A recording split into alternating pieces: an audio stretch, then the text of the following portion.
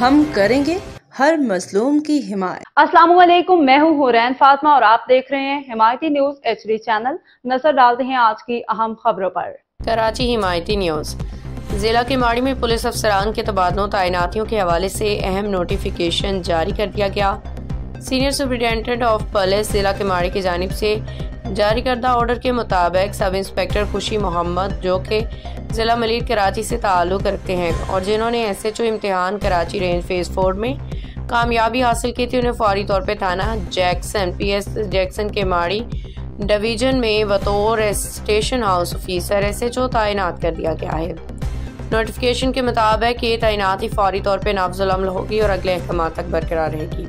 دوسری جانب انسپکٹر ایاز احمد خان، جو اس وقت SHO تھانہ جیکسن کے طور پہ خدمات انجام دے رہے تھے، انہیں SSP آفس ریزرو کمپنی ضلع کیماڑی کے رپورٹ کرنے کی ہدایت کی گئی ہے کیونکہ وہ طبی رخصت پہ جا رہے ہیں۔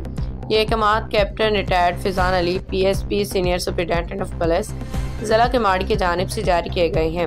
نوٹیفیکیشن کے نقول مزید کارروائی کے لیے کراچی رینج کے additional IG DIG south zone AIG establishment اور دیگر متعلقہ افسران کو ارسال کر دی گئی ہیں۔ باخبر رہیے ہر جگہ ہر وقت، جانیے ملکی و غیر ملکی حالات و واقعات یقین کے ساتھ۔